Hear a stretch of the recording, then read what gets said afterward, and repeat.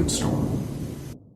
Today's episode is brought to you by Terry's Turpentine, offering natural solvents of unnatural quality. And for this month only, Terry's is offering 2-for-1 deals on selected home products. Tuesdays are twice as nice at Terry's.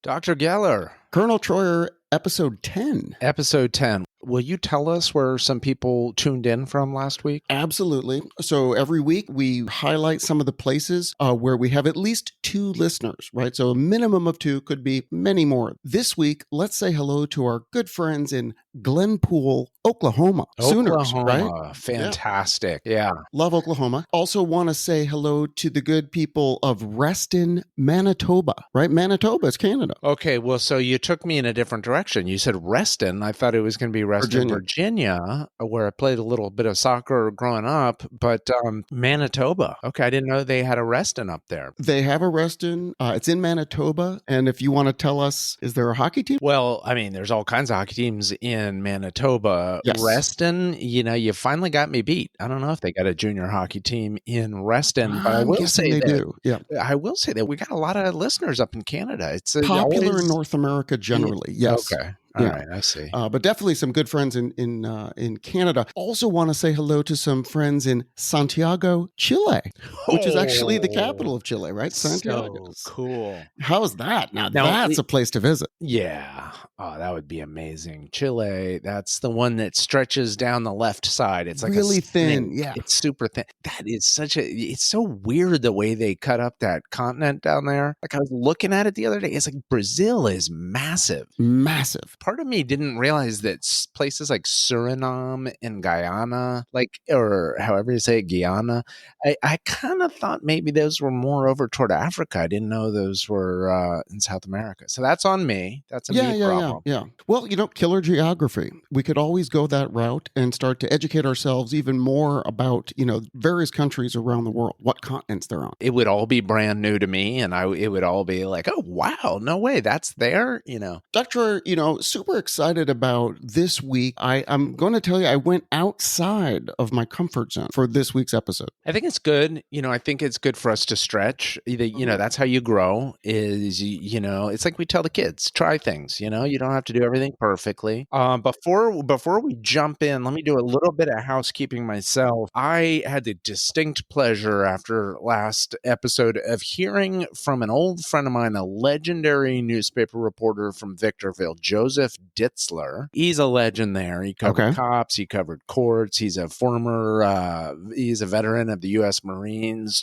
Like nowadays, he works for Stars and Stripes over in Japan. Big fan of the podcast, apparently. Love it. He did, maybe this is because he's a Marine veteran, he said we should give the name of that poor bastard that got killed, the guy who survived the Iran hostage affair but then died in Victorville. He said that was Marine Sergeant John D. McKeel Jr. And, like any good reporter, he wanted to correct one fact. He said it wasn't a motel, it was an apartment complex. Oh, okay. Okay. So that's where poor Mr. McKeel met his maker. So sad. Horrible. How many days do you think those Iran hostages were in custody? Jeez. I just know that that Nightline show went on for like over a year. So was it over a year? Very good. Okay. Well, if you had to guess. If I had to guess, I'm going to say 480 days. 444. Very good. I hadn't realized that's how Ted Koppel got his start. I mean, that's how the show started. Yeah, I used the news show that Ted Koppel started to cover the Iran hostage crisis as a vehicle for staying up later, because I convinced my dad that it'd be super helpful to know about these current events and all of that, because it came on late, like after the late news. And it was a compelling story, right? Like that was a pretty big deal. And it was all Ted Koppel. Like he was on every night. And then that just turned into his show. Yeah, I mean, it's a shame that, all those hostages had to be there for 444 days, but at least young David Geller got to stay up late. Not every day. Because as my dad would say, not a lot's changing today. So, there were days when I didn't get to see the show. Yeah. Great that your friend corrected us, and it is good to get the facts straight. I mean, out of respect, that poor guy. Like, that's just terrible. Sergeant McKeel. We thank him for his service. We do indeed. Any other mail? Did we get email this week? We may well have. I forgot to check the inbox, but cut that out. Edit that out so that Lizzie doesn't get angry at me. Not a problem. I would like to jump right in. And, the Iran hostage, that's kind of a dark thing, but I'm hoping you've got like maybe an inspiring or at least a new figure that maybe we haven't thought about as much as we should. Maybe. And I'll let you be the judge. I'll let our listeners be the judge. Let's roll with it. Taking a page out of your proverbial ancient book and selected Cleopatra. Oh, fantastic. You're right. I don't know a damn thing about her. Egypt. Yes. We mentioned in last week's episode that Alexander the Great just keeps popping up all the time in our various pods. And here you go.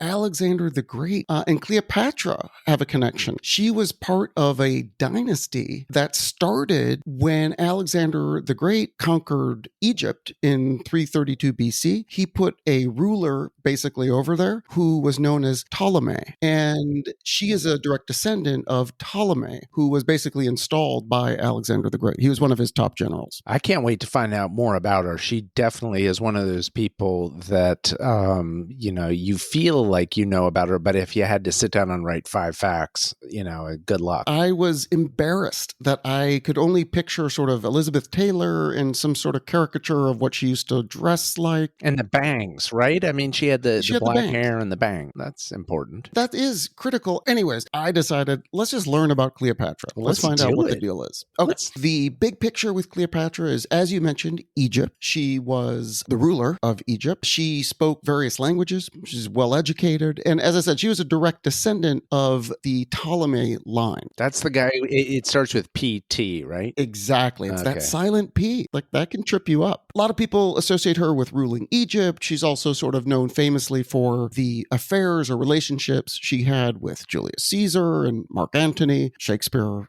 wrote his play about her. I feel like it's time to get to know her a little bit more. So with that, let's dive into Cleopatra. What year does our story kick off in? I like when you kind of set the scene. Our story will start in 69 BC. That's when she was born. 69 is just always a funny number. It's a number that hockey kids want to get on their jersey, and they're usually forbidden from doing that. But right.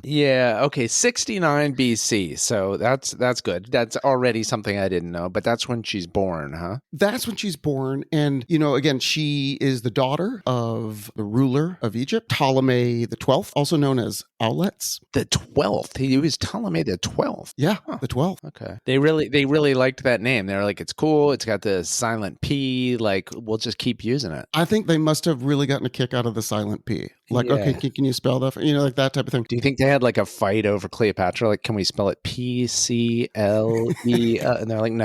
At a certain point, that's enough. It's a girl. Like, she's not going to be named Ptolemy. Exactly. But for all we know, maybe it started out that way and then they changed it later. There could be a silent P. But anyway, so Cleopatra is born. She's actually Cleopatra the 6th or something, or 7th. Her mother, who they also believe was the king's half-sister, really was also Cleopatra. Wait, are you kidding? Well, There's a lot of this. There is a lot of this back then. And it's interesting because there is a whole side debate, and we could have a different podcast about it, as to how much of this inbreeding was going on. Was it only amongst the royals? And why isn't there more documentation about the offspring having various ailments and things? There's not a lot of that. Well, there's some kings in Europe. I forget who they are, Habsburgs or something, where they got the really weird jaw formation, and they look absolutely like the intermarriage was a problem there. But even given the fact that yes, that often happens and used to happen in the royal families, still, if the king procreated with his half sister, that feels a little even tighter than the usual kind of genetic intermingling. Yeah, just wait. That's just just the tip of the iceberg here. Oh, boy. Yeah.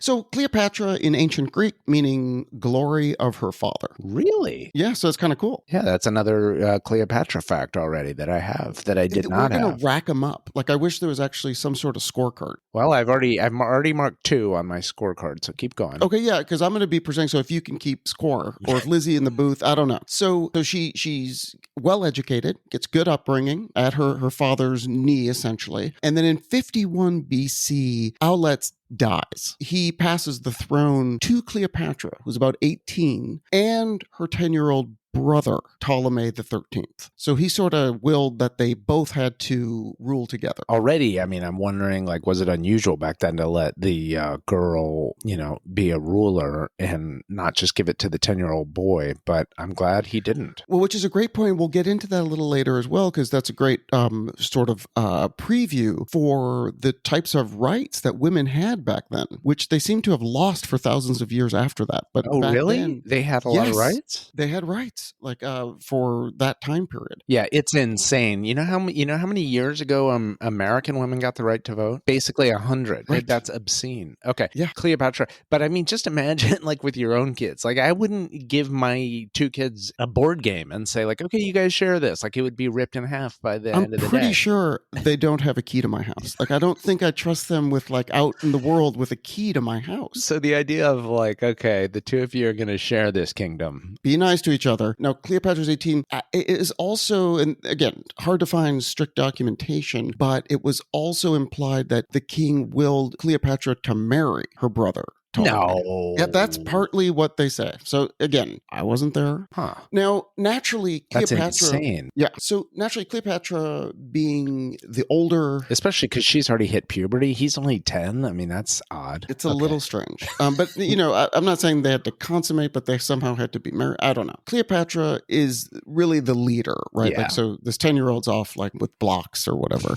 And she's doing, like, important things. Because right after she takes the throne, there's a famine. There's low level of flooding in the Nile. And so that's a problem. And then she also is responsible for her father's debts. So it turns out daddy was running up a bill. I mean, yeah, he's got a great kingdom, but debts. That's a serious good news, bad news. Like, okay, good news, you get half the kingdom. Bad news is we're in the red, like badly in the red. Yeah. So she owed the Roman Republic what they estimate to be 17.5 million drachmas. Now, that sounds like a lot of drachmas. Yeah, that's more drachmas than I have here personally right now. But I mean, I could probably get my hands on some. She owes all this money, and some people think that was what motivated Caesar. But again, let's start with the fact that right after her sibling turns around 12 or 13, his advisors, and when I say advisors, I don't mean like 2 other 14-year-olds. Like I'm talking like, like the kids at elementary school. Right. His crew. Do they each get their own set of advisors once they take over? Yeah, apparently. Okay. Especially if you're 10. Yeah. Now, these advisors... Is it advisors or more just like a nanny? It's a little bit of both. Okay. And so these quote-unquote advisors, they sort of convince him to take action against Cleopatra. What? Yeah, because, I mean, you can't have 2 rulers. You just need one. So they basically force her to flee Egypt a year later in 49 BC. She has to get out of there. And so she goes to Syria, and she's sort of living in Syria, trying to figure out what to do, trying to get her army together to go back and battle her, 12-year-old brother. And so she's trying to figure out next steps. But she's banned. I had no idea. She went to Syria, huh? Yeah. I figured she was just in Africa the whole time. What and maybe she must have gotten some inside info like, hey, get out of town or you might get killed or something. Exactly. Egypt had always been very subservient to Rome, in part probably because they owed them a lot of money. Yeah. But they also provide a lot of agricultural wealth to Rome. Gotcha. So Rome was dependent on Egypt for the agriculture. Egypt was depending on Rome for loans, apparently.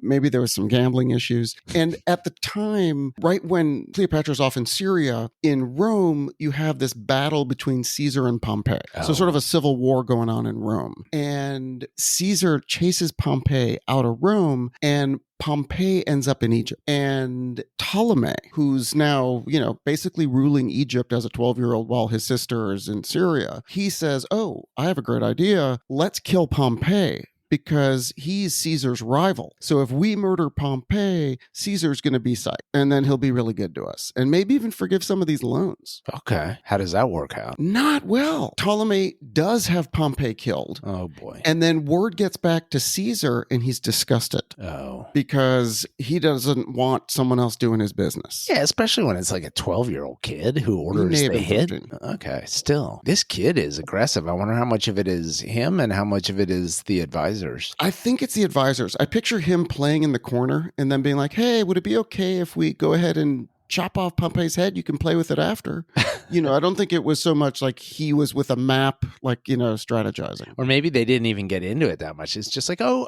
you tell me a quick thing. You remember the thing we talked about yesterday? And he's like, huh? The thing we talked about, the guy visiting from, yeah, I guess. Boy, so this is Ptolemy the 13th or 12th we're talking about here? This is the 13th. I want to keep track of my Ptolemies. Yeah, there's a lot of Ptolemies. They all have the silent P. So, keep that in mind. So after this whole skirmish, Caesar basically pushes Ptolemy aside and checks into the royal palace in Alexandria. And he says, hey, look, Ptolemy, we're going to have a peace conference. We got to get you and your sister back together. Like, I'm going to arbitrate this situation. Interesting. I wonder what is Caesar's interest in bringing her back into, maybe on some level it's as simple as like, this kid's going to run Egypt into the ground. We'll never get our money back. Right. Or maybe he's heard, Cleopatra's cute. And that's interesting that you go in that direction. A lot of speculation and not all of it outside of how you are describing it. Really? But let's just say that I thought Marc Antony was the one who wound up with her. Did they both wind up with her? Again, that might be after the break. She got around. And of course, Shakespeare's famous Cleopatra and Marc Antony is all about the love affair she had with Marc Antony. Yeah. But he's not in the picture yet. We're dealing with Caesar. There's like a boat and some flowers, and maybe that didn't really happen. I think that was in Shakespeare, but okay. Yeah. Ptolemy tells Caesar, no, I'm not letting Cleopatra back in this country. So we're not going to do any sort of arbitration. I'm sorry, this little kid tells Caesar what to do and he owes him all this money? Yeah. Why doesn't Caesar just like snap his head off? Well, you're not supposed to do that. Well, you can. At that time, Cleopatra is waiting to figure out what the heck's going on. But she finds out that Caesar is now in Alexandria at the palace. Oh. And so she's like, oh, that's interesting. I've heard he's inclined to have affairs with royal women. That's just word on the street with Caesar. That was a well-known thing, that Caesar had an inclination of having affairs with royal women. Well, we did talk last week about Cyrus the Great in Persia, and that was part of his empire-building strategy, is intermarrying, and they don't even have to come live in Persia. Like, you can stay here in your home province, but look, if we have kids together, then we've got another connection and something that we're both invested in. Yeah, and that last woman was like, sorry, I'm going to kill you and put your head in a sack of blood. It does feel like the head often comes off back in those days. Yeah, they don't stay attached. They're always getting detached. I guess if you're an important person especially. Yeah. The symbolism of holding someone's head. Yeah, and also the symbolism of head of state. It's like, okay, he's the head of your state, but now I'm holding his head. Cleopatra knows that Caesar's not monogamous. Correct. And that he likes to, date women in the various places that he's either conquering or doing diplomatic business with. So is it tough to get back from Syria to Alexandria? Is her name on the no-fly list when she's... Yeah, I'm not sure. Yeah, that's a great question. I don't know what sort of identification is needed, if she had time to get her identification in order to get tickets. And is it like an updated photo? Because somebody at 18 looks quite different from how they look at 21. But especially if you've been on the road and you've been living in this other country. And it's not as fancy. They probably don't have all the cosmetics in Syria that they do in Egypt. Egypt. Right, but maybe she got a new hairstyle, kind of like when people would go to the islands and get their hair braided like Bo Derek back in the day. Yeah, or the kid, or like when a kid goes away for a semester abroad and they come back and they got some new haircut or some new pair of sneakers, or you're like, whoa, the teasing. Teasing. No. I'm saying in college they come back and they're more attractive. High tech. Yeah, you're like, they don't do that haircut here and wherever. Right, that's a high tech hairdo. It's aerodynamic and fluffy. Like, where did that come from? Yeah, I was in Florence. Thank you for asking. Okay, so Cleopatra, she's out there in Syria. She finds out that Caesar's there. She's excited about this idea, but Ptolemy won't let her back in. So she comes up with a scheme to sneak herself into the palace to meet Caesar. I love a good scheme. Okay. The scheme is reported as being her having people wrap her in a carpet, and she was all dressed up, and then they unfurled the carpet in front of Caesar, and she presented herself. Amazing. That is the story, and that's depicted in all the movies and plays. Even if it didn't happen, I think that's what I'm going with. That's cool. I think that's a good one. The alternative, but you gotta pull it off with panache, because like you could imagine pratfall. Yeah, just you get rolled out and like your pants have gotten pulled down, or your blouse is over your face, or you know what I mean? When you stand up, you're real dizzy. Like you're like, whoa, that was too fast. We didn't do that in rehearsal. Yeah, or dusty from the carpet. Okay, right. But let's imagine that she just like is really graceful. She's all dressed to the nines. Yes, well, and she was apparently dressed up, although the alternative story is that she was put into a big sack that was used for storing bedclothes, and she just sort of popped out of the sack. Oh. So it's either the unfurled carpet or it's the sack. Both have the ability to be really funny or, sultry. Sultry and exotic, yeah. Yeah. I think of Cleopatra. I mean, when you first said her name, she's got a sort of sultry, exotic vibe. Okay, so she then, has this meeting with Caesar, and apparently it goes really well because he immediately forces Ptolemy to get out of Alexandria. Oh. But then Cleopatra decides, let me help him by having him drowned in the Nile. So that happens. Now, it wasn't a beheading. She had her brother drowned in the Nile? She had her brother, co-leader, co-regent, drowned in the Nile. So yes, she ordered him killed. But she had been told that he was going to kill her originally. That's why she fled to Syria. And I feel like, to use the parlance of children, he started it. Right. So I don't totally hold it against her, but yeah, it's too bad. But then she has her younger brother, Ptolemy the 14th.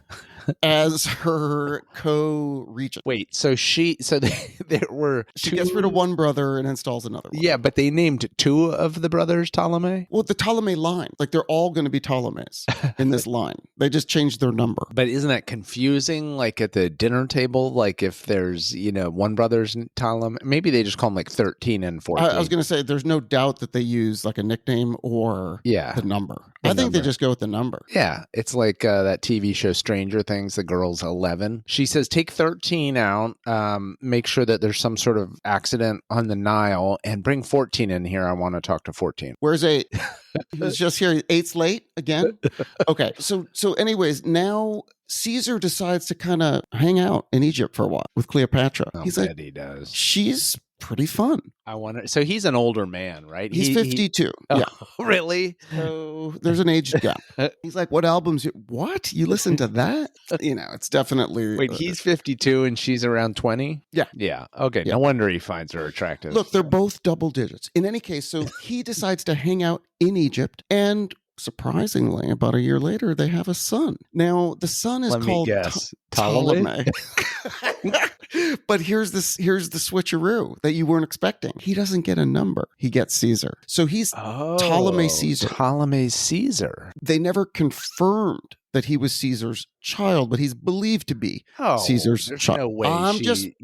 So, to protect ourselves from lawsuits. That's all. I fully believe it, but I have to give the disclaimer. But everyone knows it's Caesar's child, and all the Egyptian people know him as Caesarion, which means Little Caesar.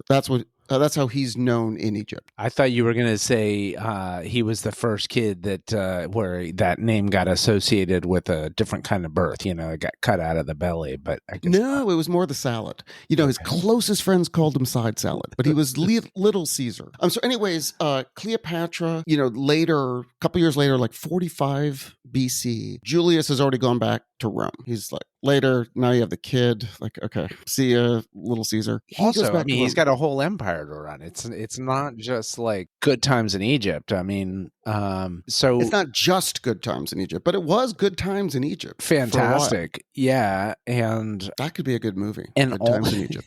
And also he it seems like he kind of stabilized the situation politically. Like, he did. Even if she's the one one who had the little brother killed. The little brother was, unpredictable. I mean, they at such a young age to authorize the killing of this person sent over from Rome. And it was a beheading, by the way. Like he took Pompey's head off and had it delivered to Caesar. My lord. Yeah. And the other thing is Cleopatra was very smart. And so, a lot of what people found attractive was her like gift of gab. Like she was really entertaining, very intelligent. As I said, she spoke all these languages. She was the only king of Egypt, because they're all Greek, basically. I don't think any of those Egyptian rulers have Egyptian blood. She was the only one that bothered to learn Egyptian. She could communicate unlike any of the other pharaohs. Okay, well, back up. There were some big facts there which I had not been aware of. So I'm really hoping you don't fact check me, because sometimes my facts, they're like those all sound correct to me. So, but I want to just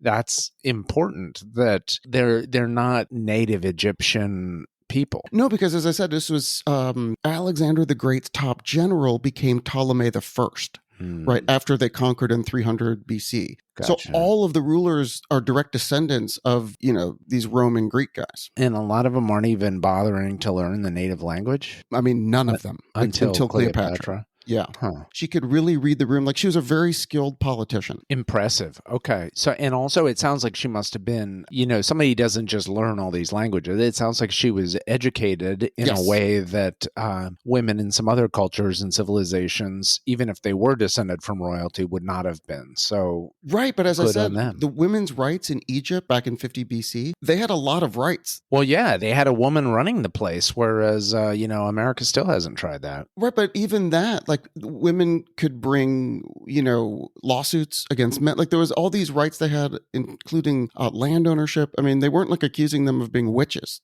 That's what we were doing. Like, you're going to inherit what? Oh, well, you're clearly a witch. Were they allowed to carry concealed weapons? Well, that was how they established themselves. Was the type of weaponry they used. Okay, let's get back. Caesar's back in Rome, and Cleopatra decides to go visit, in 45 BC. Oh, no. Is she being clingy? Like, did he just get back there and she's like, oh my God. It's been a couple years. Oh, it's been, okay. It's been a couple years. That's cool. Maybe a couple months. But anyways, so sometime in 45 BC, Cleopatra travels with her brother husband, Ptolemy the 14th, and Caesarion to Rome to visit Caesar. Wait, after she kills 13 and she does marry again her brother, this time 14. Yeah. Okay. Yeah. Unclear for sure if they got married, but yeah. Okay. But anyway, so they're going to go to Rome. I bet do you think they travel light? I bet they don't. I bet there's a whole retinue. There's a lot of, like trappings. Yeah, like you really need this. Like, I bet she had really nice luggage. I bet she had incredible clothes. I bet she had incredible cosmetics. Well, actually, all kidding aside, she did. She started to dress kind of like the goddess Isis. And so she did have elaborate robes and clothing and dresses. It's crazy. Yeah. And the Egyptians were advanced with stuff like cosmetics. Didn't they? There was some archaeological find in the news this week about there's even a fragrance that they've, dug up many thousand years later that is, they're identifiable with a certain ritual or rite that, I mean, it's just the way they treated their dead. It's like very elaborate, very careful. Incredible. Yeah. So I bet every hair is in place when she makes her entrance in Rome. And this time she's not showing up in a rolled carpet now. Like, right. You know what I mean? She's had a kid with the guy. Right. Like she's on a carpet and someone's holding the carpet. Like she's way up there now. She's like, where's my baby daddy? Right. I know he lives in Rome somewhere. She's all psyched with Caesar, but unfortunately, the next year is when Caesar was killed, when he was murdered by Brutus and Cassius. Interesting. Cleopatra is like, what? And so she heads back to Egypt with Ptolemy the 14th. I mean, all the people already that have been killed in this story, people were always getting assassinated back then. Yeah, let's keep it going, because when Cleopatra gets back to Egypt, she has her husband brother killed, Ptolemy the 14th. What boy, she really doesn't like the Ptolemies. Well, she wants to secure both her grip on the throne, but also to ensure that little Caesarion succession to the throne is also guaranteed. So she names him at that time Ptolemy the co-regent Ptolemy the 15th. Yeah, he becomes 15. As advanced as the Egyptians were, I do feel like the naming thing, they could have worked on the name. Yeah, it's not original. I find it super helpful though, because the countries where you have to, is it King, like James 1, Charles 1, James 2, Charles, like just the Ptolemy, it's all numbered. It's great to remember that. It is pretty simple. It's streamlined because, like in Rome, each time an emperor will like conquer a new territory, it gets added to his title. So it becomes like, Marcus Aurelius Germanicus, like if you beat Right. It's, Germany, So yeah. with the Ptolemies, it's nice. It's just like you rattle right through them. Keep it simple. Everyone can count. And so here's the thing. She's already killed 2 of her brothers. I mean, I'm Whatever. starting to change my opinion of her a little bit. She's ruthless. Yeah, She's ruthless. Okay. Yeah. But now in her mind, all the domestic threats have been removed, right? She's going to be on the throne. Her son is going to do that too. And so she's basically leading the richest nation in the Mediterranean world and the last one that was independent of Rome. So she's a huge figure, in this area.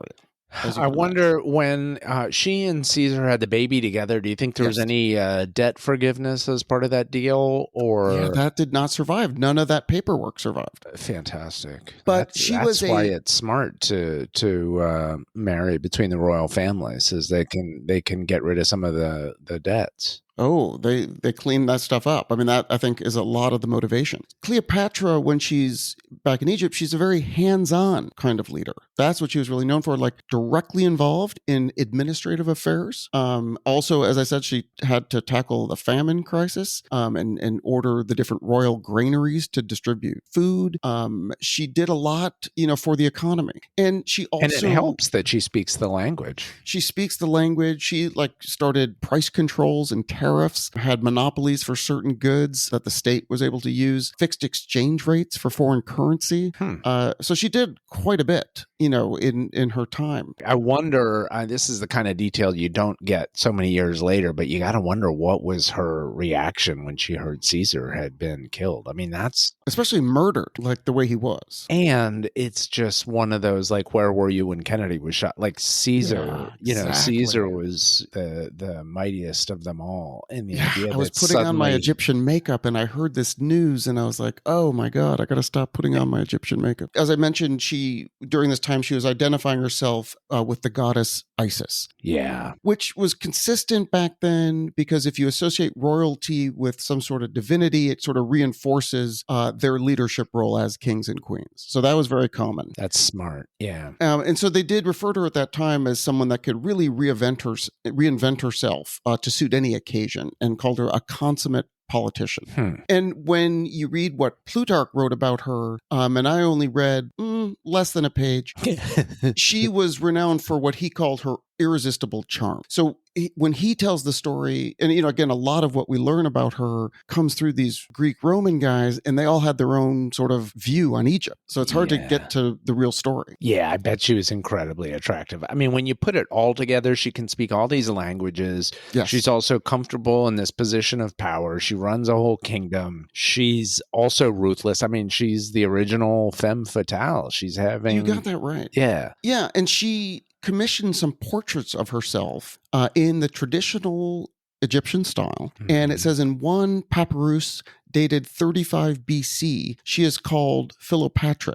And I apologize for my pronunciation. But the meaning is she who loves her country. And so they say one of her tactics or one of her positions as pharaoh was to really use patriotism to cement her position among the people. She was also adept at foreign policy. In addition to just focusing on how to preserve her personal power, she also wanted to make sure Egypt remained independent from, as you've mentioned, the Roman Empire is always expanding. So she started doing trade with Arabia and even India. So she bolstered Egypt's economy while also bolstering her country as more of a world power. So she wasn't as indebted as some of her forebears were. Sounds like she was born for this gig. Sounds like she's got some real aptitude for it. Yeah, like she was clearly very capable, and she oversaw construction of a lot of different temples in Egypt that were dedicated to both Egyptian and Greek gods, and a synagogue for Jews in Egypt. Yeah, it's good to remember that all those things were mixing. Some of the ancient religions were mixing at the same time as, newer developments. I don't know when the pyramids were built, but I mean, those guys for years have known how to build massive structures incredibly carefully, Yeah. Before we get into the second part of the story, which will involve Marc Antony, I mean, she's associating herself with a lot of famous people. She's no joke, but I mean, another way of looking at it is they're associating themselves with her. I mean, she's becoming an institution. It's like, what is Caesar? He's dead. He's a pile of bones. She's still going. She's incredible. Okay, let's hear from Terry. Wonderful to have Terry back in full force. I think he heard our little discussion about the check that he sent, or we had some comment about maybe he didn't realize the rates went up. But boy, he responded in a big way. I don't know if Lizzie reached out to you directly. Terry's on board. Let's just say that. Yeah, I wanted to thank him for that. I apologize. I was just teasing him, but also we got the good news from his wife that Terry did have. You talked to Susan? I did talk to Susan. She was the one who said that he had gotten a little bit of a ear infection. They did a dive on one of the Great Lakes, and he had an ear infection for a couple weeks. But she said he's doing great. He got the right antibiotics. Terry is back at the store 7 days a week, and dedicated. Opened up the coffers to sponsor us today. Yeah, super excited. I know it's not Shipwrecks, Terry, but super excited to have you underwriting the biographies. Hope you're enjoying this one. Let's hear from Terry. Whether you're thinning varnish or paint, cleaning wood stains, making moth repellent at home, or just maintaining industrial equipment, Terry's Turpentine has you covered. Terry's Turpentine has been family owned and operated since 1993. Terry's Turpentine, natural solvents of unnatural quality.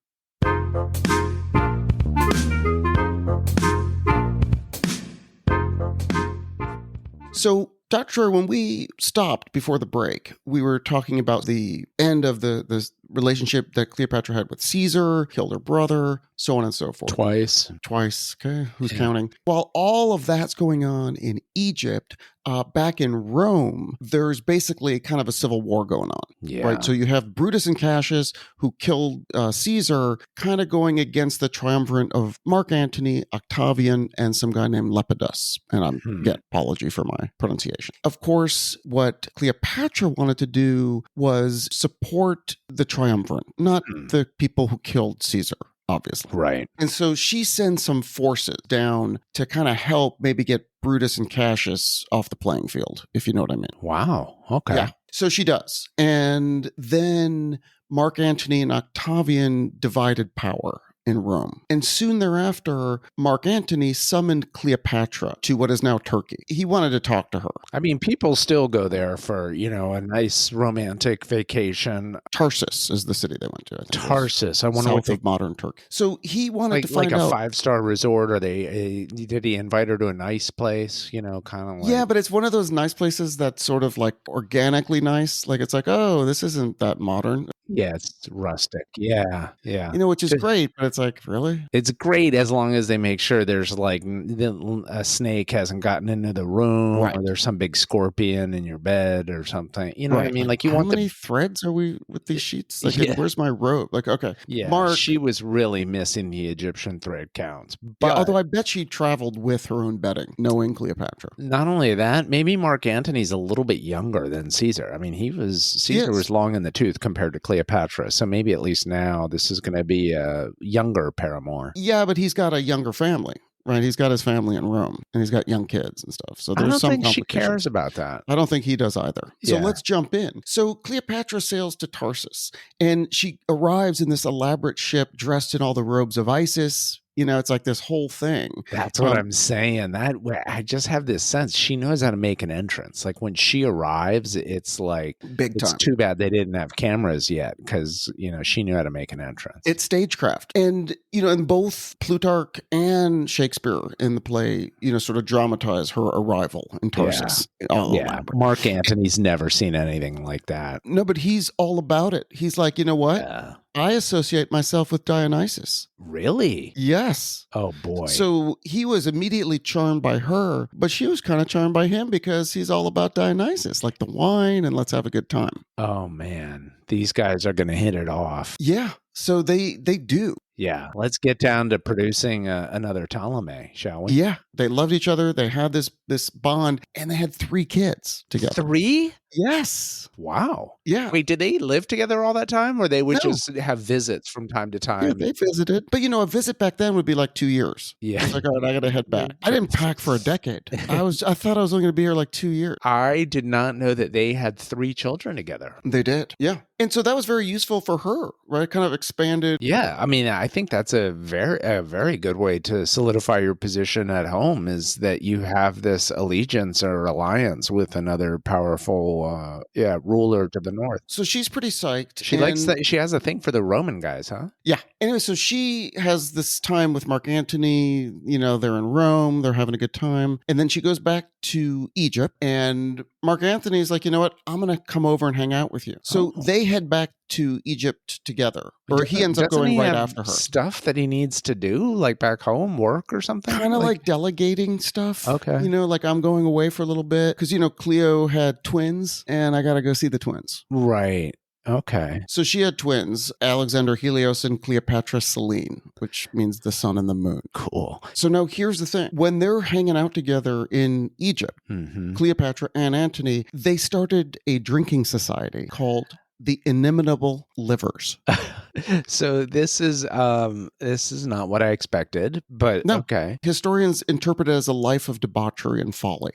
They kind of were dedicated to this mystical god Dionysus and all that. So they were kind of having a good time. Yeah, I mean they're acting like young horny teenagers, but they both have a kingdom to run or an empire to run. They do. There's give and take. So Mark Antony, he gets some funds from Cleopatra so that he could have a military campaign against Parthia, which is Iran. Okay. So he agreed to return some of the Egyptian empire that Rome had taken over, like Cyprus and Crete. And he's like, we'll give you these back. Even large portions of Syria and Lebanon. Like you can just go take them. Fantastic. Yeah, so then... And then in return for that, she gives him some of that African gold and then to help pay for his campaign or something? Pretty much. Yeah. And the other kid, incidentally, is Ptolemy, but he's Ptolemy Philadelphos. So he doesn't have a number. Oh.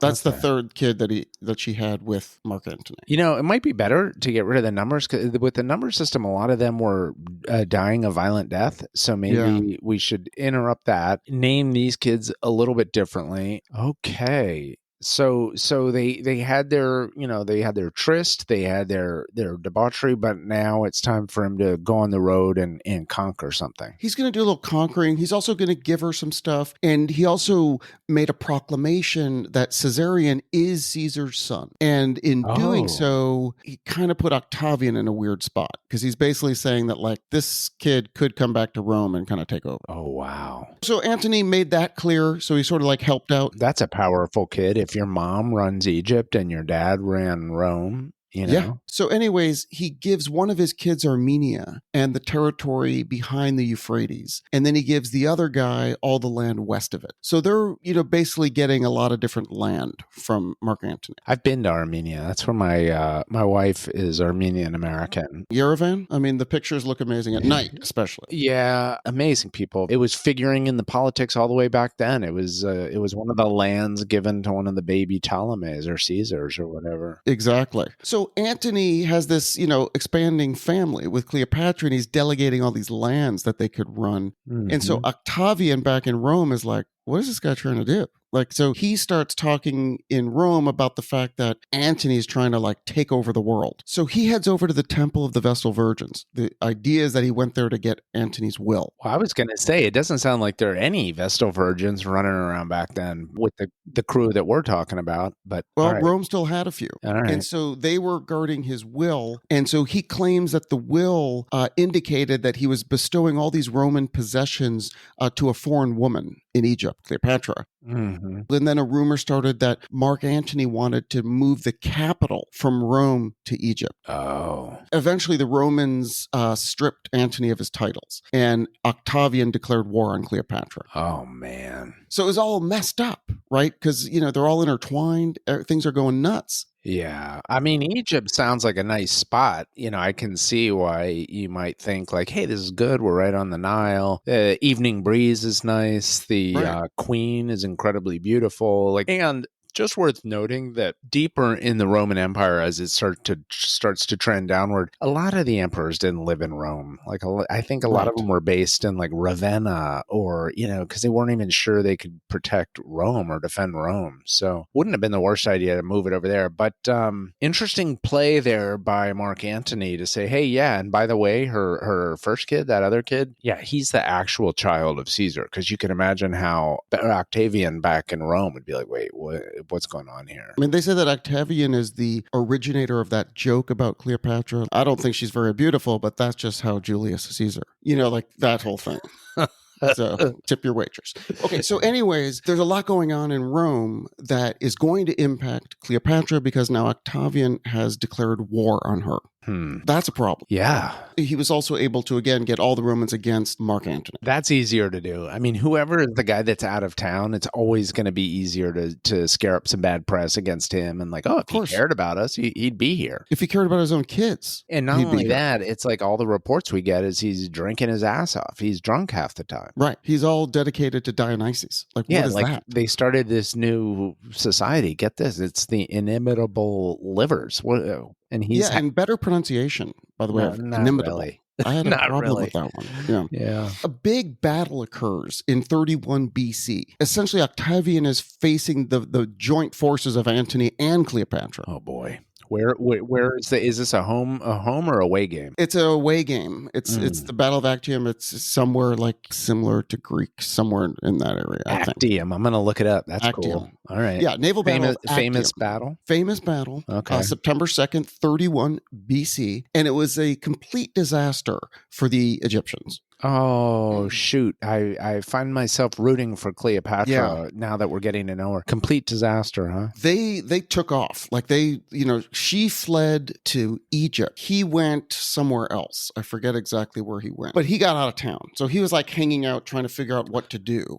Wait, Marc? Yeah, Marc and Cleopatra split up. She went back to Egypt, and he went to hide out somewhere to plan his next move. So the drinking society is not going to be meeting for a little while. It's definitely on hold. Yeah. Yeah. And so she's in Egypt. Marc Antony, while he's away, receives the false news that Cleopatra had died. Oh, no. This is like Romeo and Juliet. Like, you know what I mean? Like people saying that somebody's dead, but they're not really, or they're... That's exactly what this is. Oh, man. And so he kills himself. He fell. They say he literally fell on his sword. Like he just took the sword and stabbed himself. Can we stop and talk about that? Because they talk about that a lot. Were people really, the falling on the sword was a thing, huh? Yeah, it must have been. It just seems like such a rough way to go. Like Brutal. I would have gone with just, can you, tip of the sword, maybe just down by the wrist, like bleed out gradually. But yes, falling on the sword. I prefer the poison, like drink a little hemlock and like start reading and, and then whatever. I guess. I don't know what hemlock entails. I think, that was Didn't Socrates. Yes, he did, yes. but I don't know. Some of those poisons, you're foaming at the mouth and your stomach is incredibly painful. Like I feel like bleeding out slowly, like in a bath. That's in a bath, sure, but not like on some dirt floor, like where it's like, oh my god, I'm actually getting an infection and bleeding out. Like that's. I think some of those Roman generals or Greek types. Another thing you would do is maybe get a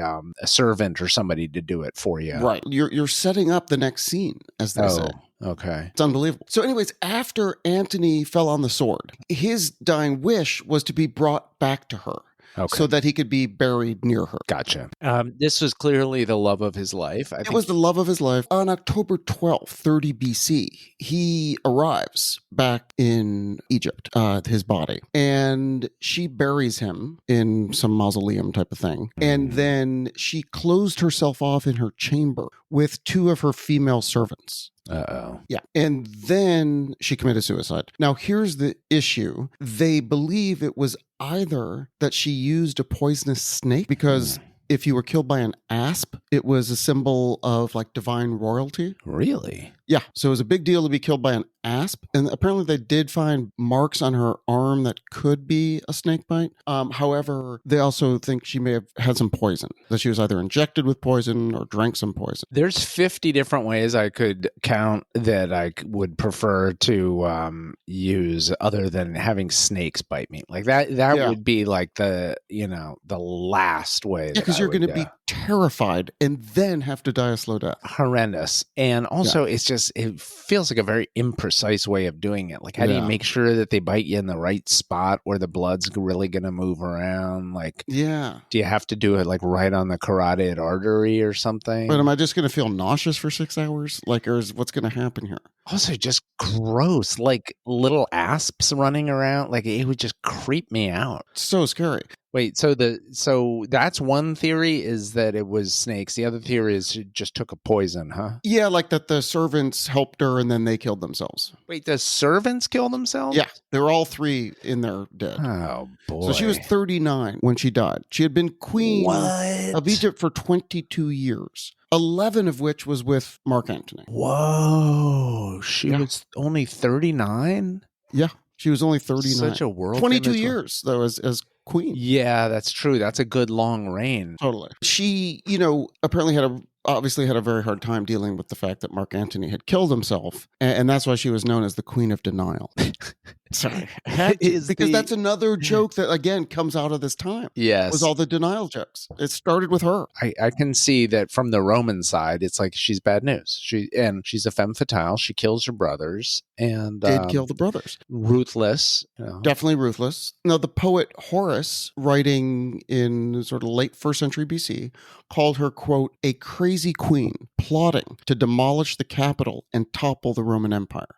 So that's a very pointed opinion. Yeah, I beg to differ. It sounds like she was a very talented queen, a very talented administrator. She knew a bunch of different languages. She actually spoke Egyptian. None of those, that run of Ptolemies before her was even speaking the local language. So exactly, she was a force to be reckoned with. She was. Now, fun fact, in 2007, they discovered a coin that had a portrait of Cleopatra that dated back to 32 BC. So they dated the coin to 32 BC. And that sparked the debate on whether or not she was actually beautiful in the style of an Elizabeth Taylor. It was obvious to everybody that she was very homely. And they described her in great detail. I'm just saying from whatever standards they're using. Now, Plutarch in 75 AD, he's writing about her and he says, quote, her actual beauty was not so remarkable that none could be compared with her, or that no one could see her without being struck by it. But the contact of her presence was irresistible. The character that attended all she said or did was something bewitching. Yeah, I mean, I'm not a scholar. I don't have a PhD. I can just tell you she was smoking hot.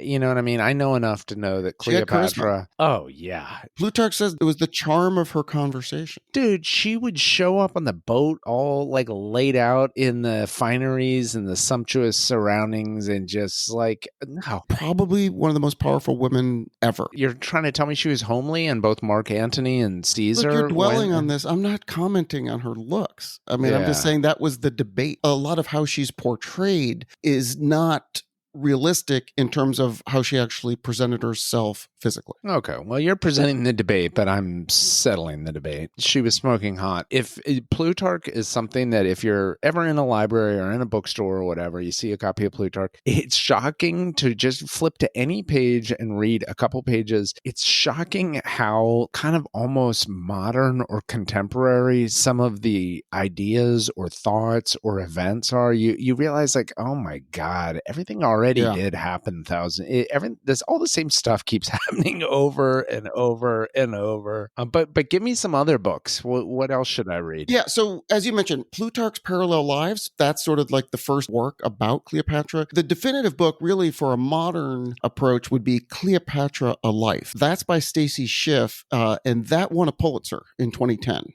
That's supposedly like the definitive work on Cleopatra. I'm ordering that right now. Yeah, and then lastly is a book by an Egyptologist, Joanne Fletcher, called Cleopatra the Great. Yeah, feels like Fletcher's phoning it in a little bit. Although I will say that Fletcher has the advantage of an Egyptologist. It takes me back to the Hardy Boys. There's always an Egyptologist in the Hardy Boys. That's just the kind of job title that you either living in 1910 or you're in a Hardy Boys book. Like I don't think of Egyptologists anymore. Supposedly, like that's a great book. Yeah, but she didn't win the Pulitzer. The other lady won the Pulitzer. Good point. She says of Cleopatra that she was one of the most dynamic figures the world has ever seen. Oh And I man. don't think that's an exaggeration. So you definitely, when you read the book, like, well, the Schiff book is really good. You really get the sense of what an impactful person she was and how dynamic she was. She really did a lot. Well, the other interesting thing about Egypt is like it just seems like Egypt was a formidable and advanced place for thousands and thousands of years. And, you know, the rulers changed and the civilization evolved. And You've pointed out, like, because you are way more familiar with ancient history, I feel like a novice. Like, I had no idea women could inherit land. Like, women could initiate lawsuits. Like, what? I would say 99% of what you told us today, I had no idea. I didn't know any of this stuff about Cleopatra. It's super fascinating. Yeah. But it's weird that it wasn't just the ruler. It's not like she just inherited the role and all the women that were her subjects didn't have the same rights. Like, women had a lot of rights. You know, just inheriting land is a big deal. Like, they could inherit land. They could enter into their own marriages. Yeah, it's a bummer to 2,000 think years. that, yeah, they were already more advanced than America was, you know, 100 years ago.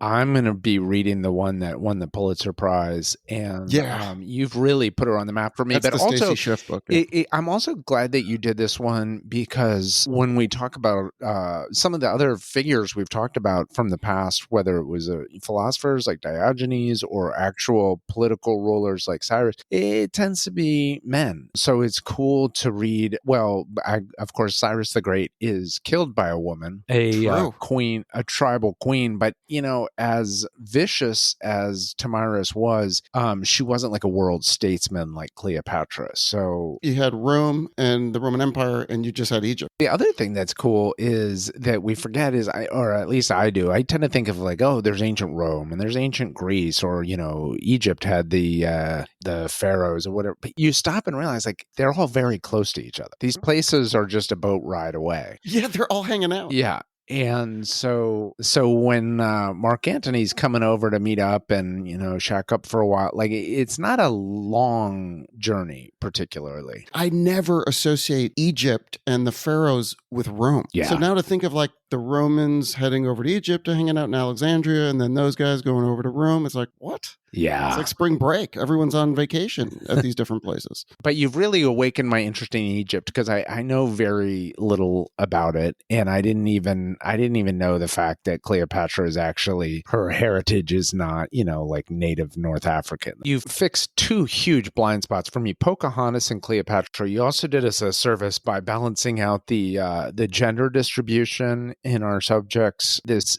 season. Not just gender distribution, but also continent, you know, Africa. So it was good to get an African. And again, I don't mean to steal your ancient thunder, but you did inspire me because I kept thinking, wow, every time Kit presents something, I learned so much. Well, I learned a ton. Now, are you going to tease what will be episode 11? Is that really true? 11 already? Yeah. Amazing. Unbelievable. Amazing. We're almost done with the season. I can't believe it. We should also announce a sweepstakes.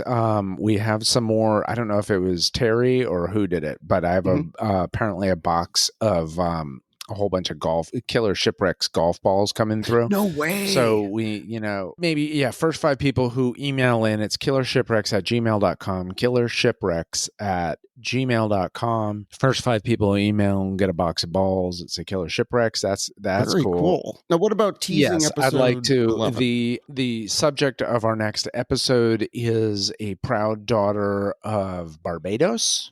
She comes from Barbados, but she's not Rihanna. Okay, so that should narrow the list a little bit. And she's a she, and she's you know, Barbados. She's not Cleopatra, but she's also no stranger to political acumen and power, and just an impressive woman. Well, super exciting because I know nothing about Barbados except for those vacation packages that I sometimes see online. So I'm super excited to learn about whoever it is that you're presenting from Barbados. You got to tune in next week, and I'll tell you all about it. Fantastic job. You taught me a lot that I did not know, and I hope to return the favor next week. But in the meantime, people should remember to rate us on Apple Podcast. If you're feeling generous, give us a review, share with friends, and then write in, tell us where you listen to our show from, and if you're one of the first 5, you're going to get some golf balls.